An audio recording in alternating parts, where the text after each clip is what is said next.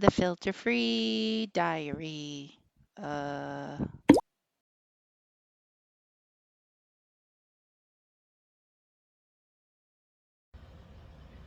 Good afternoon. It's like 4 o'clock or so, maybe. I know it's still like afternoon. I think it's early afternoon. Anyways, so so I am eventually gonna tell you about my other visions. Yes, we're gonna get to that. But first, I actually want to talk to you about God.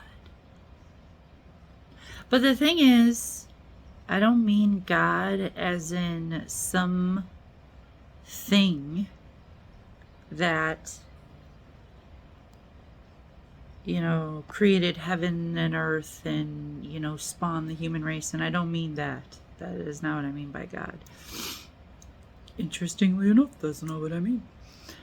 What I mean is more similar to like what the church would call a saint, only I'm not talking about religious stuff at all. In fact, I'm almost never talking about religious stuff. I will give you a warning before I dive into the religious spaghetti. So anyways, I'm talking about a person. Okay, so it is going to be a human, obviously. I don't have to talk about it in our context. We are all humans, right? So it's a human. I'm talking about a human that reaches its full potential by developing its body completely and developing its mind completely. Because, technically a human is actually, the spirit within the body that utilizes the mind, right? It's like how a car works, right? Like a car has got a body and a car has got a computer, but nothing fucking happens if a being, if a spirit, if an energy force, if a life doesn't get into the car and turn it on and make it move and fill it with gas and pay insurance and all these other stupid things. So when I'm talking about God, I'm not talking about some incorporeal thing. I'm talking about a human that has completely developed its body and its mind. And actually, technically, if we're talking about the title God, we have to talk about its desire too, because the O in God actually has to do with desire. So it would be a spirit that completely develops the G in spirit, or in God, actually is like the number 7, and what is complete in 7 is the mind. So it's the mind that has attained all 7 steps, and you could say it's enlightening, or it's an enlightened mind. Yes, you could definitely say that, because I think that's what a lot of people consider, a mind that has reached its full mental growth, its full mental potential.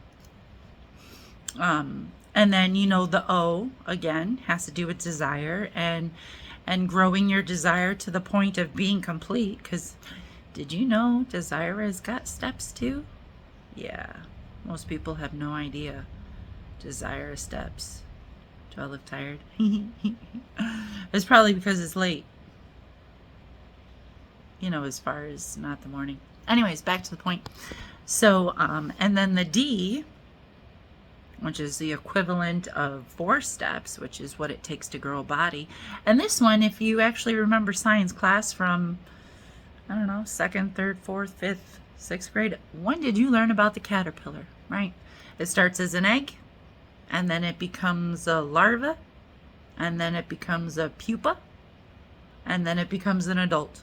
The 4 stages of the body, right? So all life that has a body goes through those 4 stages, not just the caterpillar.